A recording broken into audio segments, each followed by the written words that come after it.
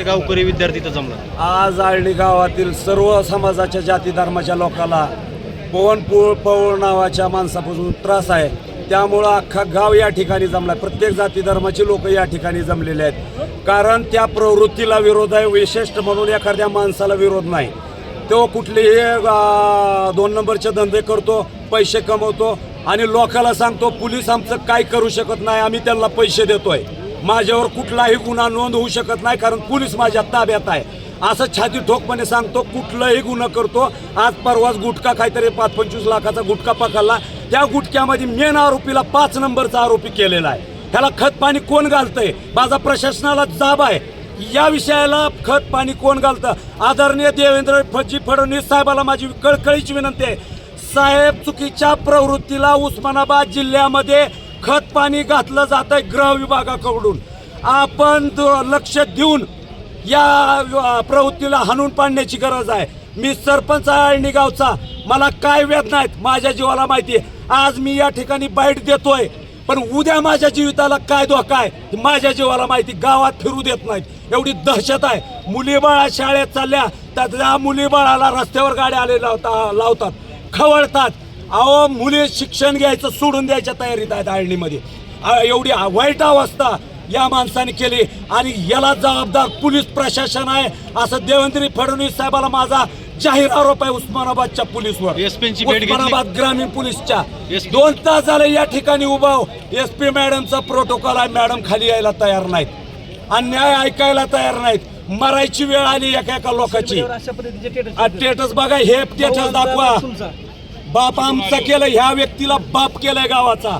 एवढी दहशत आहे आणि ह्याला खत पाणी धाराशिव ग्रामीण पोलीस स्टेशन घालतं अशा सर्व जनसामान्याचा आरोप आहे.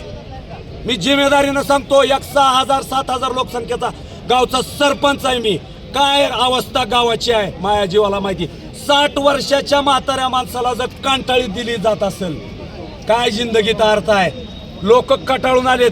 एवढी लोक जे आहेत आज त्या प्रवृत्तीला जागेवर हरून पाडण्याची ताकद ठेवतात, पण डॉक्टर बाबासाहेब आंबेडकरांच्या संविधानाला मानणारी लोक आहेत, ही कायदा हातात घेणार नाहीत. म्हणून ह्या ठिकाणी लोक आलेले आहेत. जर आदरणीय देवेंद्रजी, आदरणीय एकनाथभाई शिंदे, आदरणीय सुनेत्राताई यांना माझी कळकळीची तुमच्या माध्यमातून विनंती आहे, गावाला न्याय द्या, ह्या प्रवृत्तीला हाणून पाडा, एवढंच हात जोडून साष्टांग दंडवट काढून विनंती करू. आम्ही आज फक्त अधीक्षक मॅडमला बोलायला आलोत. उद्या आम्ही यांना रीतसर कलेक्टर साहेबाला निवेदन देऊन आम्ही आमरण उपोषण करणार आहोत आणि एक माणूस नाही, अख्खा गावच्या गाव कलेक्टर ऑफिस पाशी आमरण उपोषण करणार. आज ह्या व्यक्तीवर 15-16 केसेस आहेत. ह्या 15-16 केसेस जिल्हाधिकारी साहेब, अधीक्षक साहेबांच्या का लक्षात आल्या नाहीत? ह्या प्रवृत्तीला मागच्याच काळात का हाणून पाडलं नाही? आज माझ्या जीविताला धोका. मी मीडिया पुढे बोलतोय. आज जेवढी लोक या ठिकाणी आलेत त्यांचे शूटिंग गावामध्ये घेतलेत. कोण आहे नेमकं? काय अवस्था? पवन जीवन पौळ हा व्यक्ती आहे, आणि त्याचा मावना गणेश कांबळे. काय दहशत! मुली बाळाला धक्के देतात, नाही तिथं हात लावतात. काय भयंकर आहे. ह्या माणसाच्या ह्या प्रवृत्तीला हाणून पाडण्याची वेळ आहे. तुम्ही माझं कट करू नका. आदरणीय मुख्यमंत्र्याला तुमच्या वतीनं निवेदन आहे. देवेंद्रजी साहेब, धाराशिव जिल्ह्यामध्ये दहशतवाद फोफावतोय. आमची विनंती आहे तुम्हाला, तुम्ही येऊन धाराशिव जिल्ह्यामध्ये लक्ष घालावं, एवढीच कळकळाची. आम्हाला शाळेत जाताना खूप त्रास होतो. आम्ही शाळेत जाताना मुलं आमच्या अंगावर पिचकारी मारतात.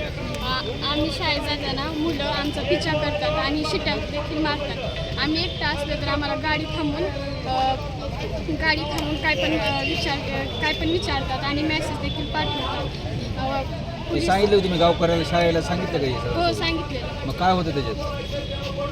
तर ती लक्ष देतात का नाही त्याकडे? देते. कोण आहे ती त्रास देणारे?